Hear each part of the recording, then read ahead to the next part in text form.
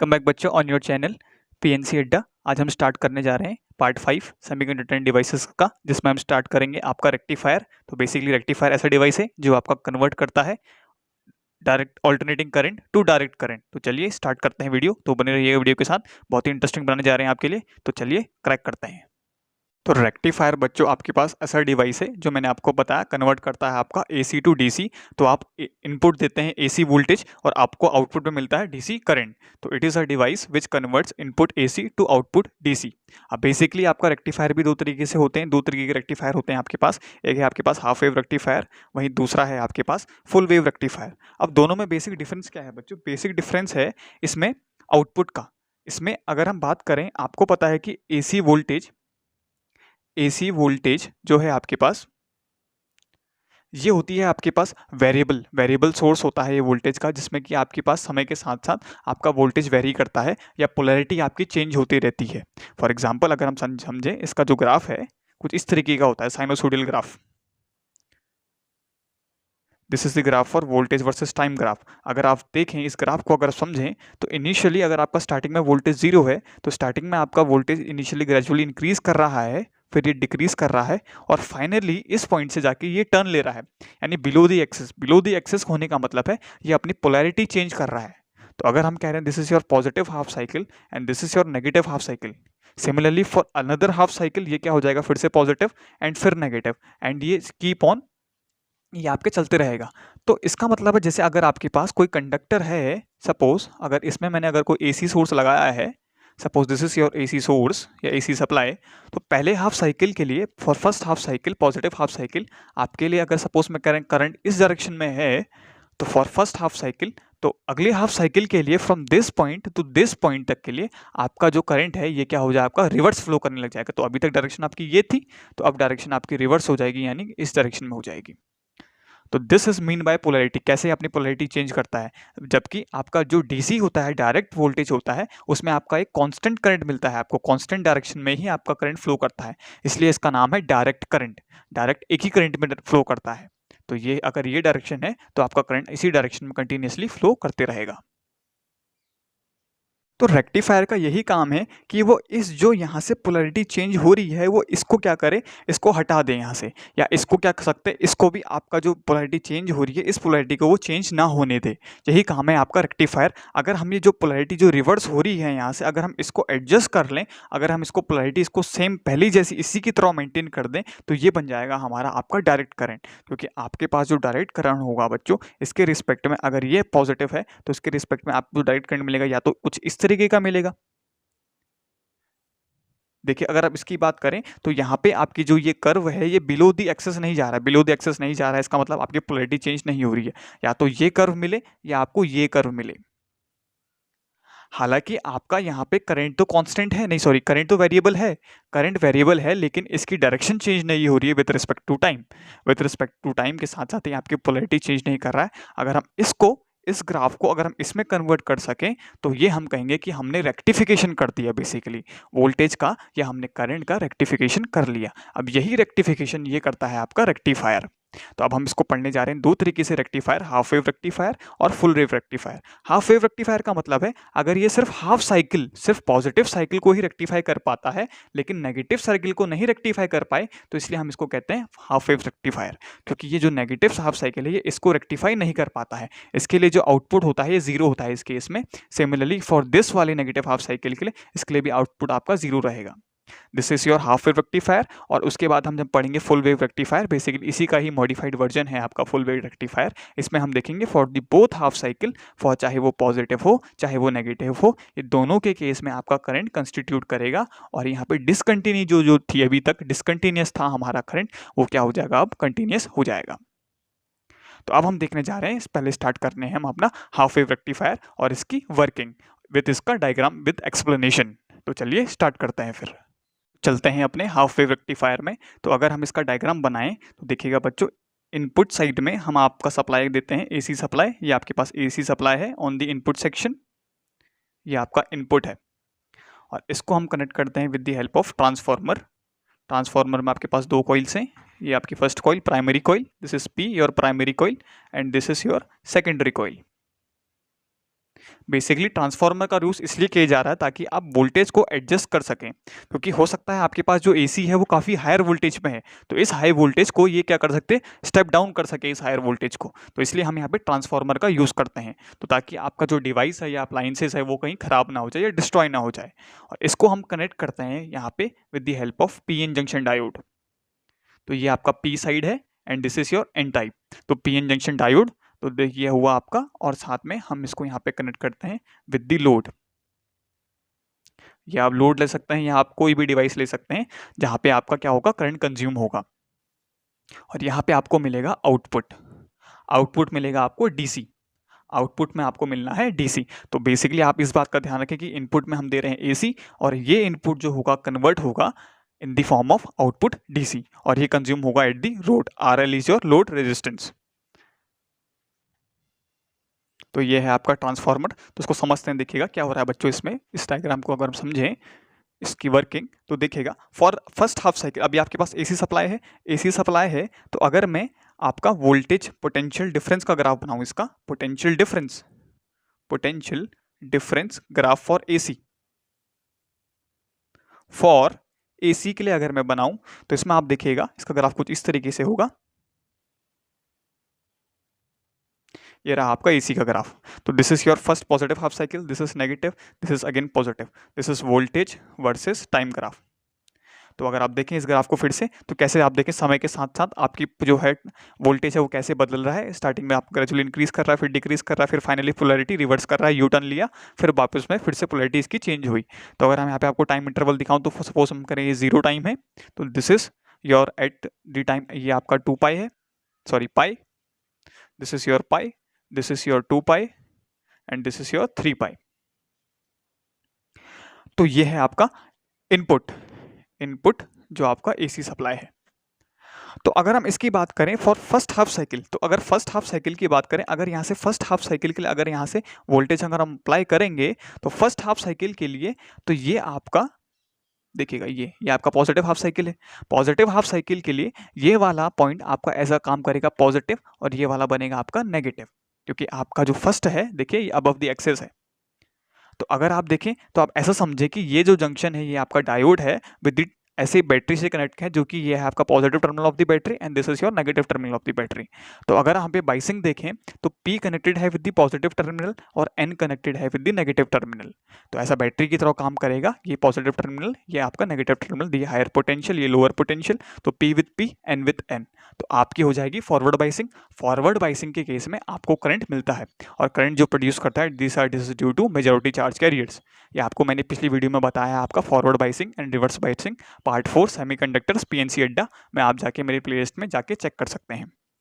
तो अगर इसके अक्रॉस अगर मुझे करंट चाहिए, जो कि कैसा होना चाहिए आपका डीसी करंट होना चाहिए। अब आपको पता है from the Ohm's law V equals to I are.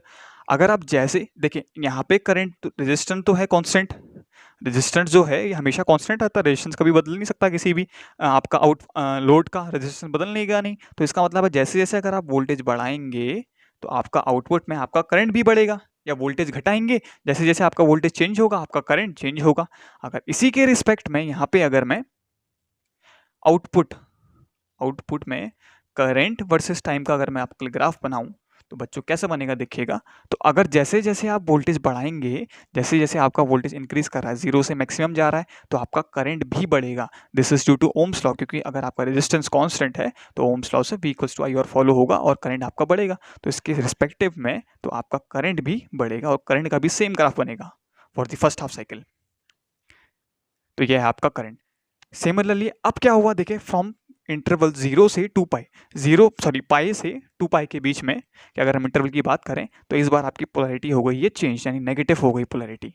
तो अभी तक का जो ये पॉजिटिव था, अब इस पॉइंट के बाद ये हो गया आपका नेगेटिव। नेगेटिव मतलब पोलैरिटी चेंज हो गई, पोलैरिटी चेंज हो गई इसका मतलब ये वाला टर्मिनल हो गया आपका negative and this is your positive. तो अगर हम इसमें बात करें तो P with N and N with P, P is with your negative side यानी N and N is your with your positive side। तो P with N and with P reverse biasing. तो ये है आपकी रिवर्स बाइसिंग, और आपको पता है रिवर्स बाइसिंग के केस में आपका पीएन जंक्शन डायोड से कोई भी करंट कंस्टिट्यूट नहीं होता है। तो इस केस में आपको 0 पाई से 2 पाई के इंटरवल के बीच में आपका जो आउटपुट है करंट का वो रहेगा 0, एंड इस केस में आपको कोई भी करंट नहीं मिलेगा। सिमिलरली अगर हम अगले इंटरवल की बात करें फ्रॉम 2 पाई टू 3 पाई की बात करें, तो फिर के आपके पास पोलैरिटी क्या हो जाएगी, पॉजिटिव हो जाएगी, ये आपकी पोलैरिटी फिर से चेंज हो जाएगा positive, and this is negative, यानी कि फिर से P with P N with N। तो यानी कि आपके अगली साइकिल के लिए आपको फिर से करंट मिलेगा, यानी अबव द एक्सिस। तो देखिए क्या ये ऑल्टरनेटिंग करंट, क्या ये डायरेक्ट करंट में नहीं बदला, क्या ये ऑल्टरनेटिंग वोल्टेज आपका डायरेक्ट करंट में नहीं चेंज कर दिया हमने इसको, क्योंकि देखिए यहाँ पे कोई पोलैरिटी बिलो द एक्सिस हमारा कर्व जा ही नहीं रहा है। अगर बिलो द एक्सिस कर्व जा ही नहीं रहा है, इसका मतलब है यहाँ पे करंट आपकी डायरेक्शन चेंज नहीं कर रहा है। तो जो डायरेक्शन पहले से थी वही डायरेक्शन है। हाँ, ये बात का आप कह सकते हैं कि लेकिन इस वाले इंटरवल में आपका जो आउटपुट है वो आपको करंट आपको 0 मिल रहा है इन द आउटपुट केस। तो ये इसका एक डिसएडवांटेज है, यही आपका डिसएडवांटेज है हाफ वेव रेक्टिफायर का, क्योंकि आपके पास नेगेटिव हाफ जितने भी ऐसे एंड सो ऑन, आपके पास अगले नेगेटिव हाफ साइकिल फिर से आपको कोई करंट नहीं मिलेगा, लेकिन जैसी साइकिल आपके पास फिर से रिवर्स होगी फिर आपको फिर पॉजिटिव मिल जाएगा। तो यही इसका एक डिसएडवांटेज है हाफ वेव रेक्टिफायर का। तो ये डिसकंटिन्यूअस कर्व मिलता है आपको, डिसकंटिन्यूअस करंट मिलता है आपको, कॉन्टिन्यूटी नहीं मिलती है आपको करंट में, जिसकी वजह से हो सकता है जो आप चार्ज कर रहे हैं डिवाइस को, सपोज आप जैसे टॉर्चेस हो गए आपके पास, जो चार्जेबल टॉर्चेस होते हैं, अगर आप उसको कनेक्ट करते हैं विद द चार्जर, तो क्या होगा बेसिकली आपका जो मेन सप्लाई है, अगर आप AC से कनेक्ट कर रहे हैं, टॉर्च आपका एक्सेप्ट करेगा DC, तो रेक्टिफायर कन्वर्ट करेगा उस जो हमारी सप्लाई है, जो हमारे घरों में आती है 220 वोल्ट और 50 हर्ट्ज सप्लाई AC को, वो कन्वर्ट करेगा इन DC में तो कन्वर्ट करेगा, ठीक है, लेकिन फॉर दिस इंटरवल थोड़े ही टाइम बाद उसमें क्या हो जाएगा, करंट 0 हो जाएगा। तो इस केस में आपके पास कभी चार्जिंग होगी कभी चार्जिंग नहीं होगी, चार्जिंग डिस्चार्जिंग ऐसे चलते रहेगा आपका। तो इसके तरीके से आपका सर्किट आपका प्रॉपरली चार्ज नहीं हो पाएगा, जिसकी वजह से हो सकता है आपका सर्किट, आपका डिवाइस क्या हो जाए, खराब हो जाए, यानी डिस्ट्रॉय हो जाए। तो इसी को मॉडिफाई करके बनाया गया आपका अगला, ताकि हमारे पास जो ये डिसकंटिन्यूअस फ्लो है इसको भी कंटिन्यू कर सकें हम, ताकि इस वाले इंटर में भी आपका करंट फ्लो हो सके, इसीलिए इसको मॉडिफाई करके बनाया गया फुल वेव रेक्टिफायर। तो फुल वेव में क्या होगा, फुल्ली आपका क्या होगा, रेक्टिफाई हो जाएगा। तो इस वैल्यू के लिए जो आपको करंट की वैल्यू 0 मिल रही थी, उसके लिए भी आपको करंट की वैल्यू मिलेगी। तो आई होप सो आपको हाफ वेव रेक्टिफायर समझ में आया हो। तो आप इसको पॉज करके इसको बना लीजिएगा, इसके बाद चलते हैं हम अपने फुल वेव रेक्टिफायर की तरफ। तो अब चलते हैं हम अपने फुल वेव रेक्टिफायर की तरफ। तो पहले इसका समझते हैं, इसका डायग्राम कैसा है, इसका कंस्ट्रक्शन कैसा है।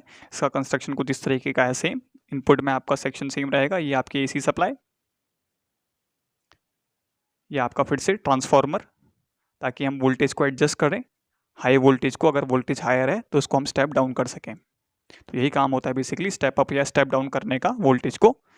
तो यहाँ पे इस बार हम क्या कर रहे हैं, जो डायोड्स लगा रहे हैं, आपके 2 डायोड्स लगा रहे हैं। This is your first diode D1 and this is your second diode D2, P junction diode है। This is your P side, this is your N, this is your P and this is your N। तो ये है, और ये हमने connect किया है इसको विद द लोड, ये आपका लोड है। और इस कनेक्शन को हम बोलते हैं, जो आपने इसको ट्रांसफार्मर से कनेक्ट किया है बच्चों, इसको हम बोलते हैं बच्चों centre tapped transformation, centre tapped transformer कि हम लोड को क्या कर रहे हैं, ट्रांसफार्मर से कनेक्ट में सेंटर से टैप कर रहे हैं। तो अब देखते हैं हम इसकी वर्किंग कैसे वर्क करेगा। तो वर्किंग में देखिएगा बच्चों, आपको होप सो आपको डायग्राम पूरा दिख रहा है। तो देखिएगा वर्किंग कैसे करेंगे। तो फिर से अगर हम लेके आपका this is your input section, input supply, positive negative positive negative, क्योंकि AC है तो आपकी पोलैरिटी ये रहेगी पॉजिटिव नेगेटिव, ये है आपका टाइम। तो ये 0, ये पाई, ये 3 pi and this is again your 4 pi. तो अगर हम वर्किंग देखें तो फर्स्ट हाफ साइकिल की बात करें, यानी पॉजिटिव हाफ साइकिल की बात करें, तो ये वाला पॉइंट आपका टर्मिनल आपका एक्ट करेगा ऐसा पॉजिटिव, ये वाला होगा आपका negative for the first half cycle. तो अगर आप देखें ये पॉजिटिव है तो P with positive, N with the negative, P with positive, N with the negative, diode D1 की बात करें। वहीं अगर हम डायोड D2 की बात करें तो P with negative and N is with the positive, यानी ये है आपका फॉरवर्ड बाइसिंग और ये है आपका रिवर्स बाइसिंग, कि इसमें P है नेगेटिव के साथ और N है आपका पॉजिटिव के साथ। तो ये ऊपर वाला डायोड एक्ट करेगा ऐसा फॉरवर्ड बाइस्ड और ये वाला एक्ट करेगा ऐसा रिवर्स बाइस्ड। तो अगर फॉरवर्ड बाइस है तो ये हमारा कंस्टिट्यूट करेगा करंट, कि फॉरवर्ड बाइसिंग में ही आपको करंट मिलेगा, लेकिन रिवर्स बाइसिंग में कोई करंट नहीं मिलता हमें। तो इसकी वजह से ये वाला डायोड इस टाइम के लिए इस फर्स्ट हाफ साइकिल के कोई भी करंट कंस्टिट्यूट नहीं करेगा। तो ये बनेगा आपका रिवर्स और ये हो गया आपका फॉरवर्ड। तो अगर हम इसी के पैरेलल अगर हम करंट टाइम ग्राफ बनाएं तो again with the Ohm's law आपको पता है V इक्वल्स टू IR। तो रेजिस्टेंस अभी भी आपका लोड का रेजिस्टेंस कांस्टेंट ही है। तो जैसे जैसे अगर आप पोटेंशियल बढ़ाएंगे, आप पोटेंशियल बढ़ा रहे हैं तो आपका करंट भी इंक्रीज करेगा, या पोटेंशियल जैसे जैसे घटेगा वैसे ही आपका करंट भी डिक्रीज करेगा। अगर पोटेंशियल बढ़ेगा तो करंट बढ़ेगा, पोटेंशियल घटेगा तो करंट भी घटेगा। तो इसी के पैरेलल अगर आप करंट टाइम ग्राफ को बनाएं तो ये भी कुछ इस तरीके for the first half cycle ये बड़ा इंक्रीज करेगा और फिर घटेगा, क्योंकि ये है आपका फॉरवर्ड बाइसिंग और ये आपका रिवर्स। इसके कारण तो कोई करंट नहीं है, लेकिन इसके कारण जो करंट है आपको सर्किट में करंट मिलेगा, तो करंट आपका कुछ इस तरीके से फ्लो कर जाएगा और हमें आउटपुट में जो भी है ये रजिस्टर है ये कंज्यूम कर लेगा एनर्जी। तो यहाँ पे हमें एनर्जी कंज्यूम मिलेगी। तो ये है आपका फर्स्ट हाफ साइकिल का। वहीं अगर अब हम second next negative half cycle की बात करें तो यानी कि ये आपके नेगेटिव हाफ साइकिल। तो नेगेटिव हाफ साइकिल के लिए देखिए फिर से पोलैरिटी आपकी सिमिलरली चेंज हो जाएगी। This is your negative and this will behave as positive. तो अब देखिए P with negative and N with is your positive. तो ये वाला हो गया इस बार आपका रिवर्स बाइसिंग। तो इसमें हो गई आपकी रिवर्स बाइसिंग और इसमें हो गई आपकी फॉरवर्ड बाइसिंग। क्यों? कि positive with positive and negative with negative. तो ये वाला डायोड D2 आपका बिहेव करेगा ऐसा रिवर्स फॉरवर्ड बाइस और ये डायोड D1 आपका बिहेव करेगा ऐसा रिवर्स बाइस। तो D2 में इस बार करंट कंस्टिट्यूट होगा, लेकिन D1 में कोई करंट नहीं बनेगा। तो करंट आपका निकलेगा ऐसे और रेजिस्टेंस से होता हुआ पास करेगा। तो इस केस में भी फिर आपको करंट मिलेगा। इससे पहले हाफ वेव रेक्टिफायर में आपको करंट इस पॉइंट पे नहीं मिल रहा था, देखिए याद है आपको? अगर आपने ध्यान दिया होगा तो इस पॉइंट में आपको करंट कोई भी आउटपुट नहीं मिल रहा था, लेकिन फुल वेव रेक्टिफायर में ये खास बात दिखी है आपने कि इस केस में आपको इस केस में भी आउटपुट मिल रहा है। तो ये positive, this is again positive. तो सिमिलरली अगेन क्या होगा, आपके पास साइकिल रिवर्स होगी, तो देन अगेन पॉजिटिव, तो फिर से ये positive and this is again negative.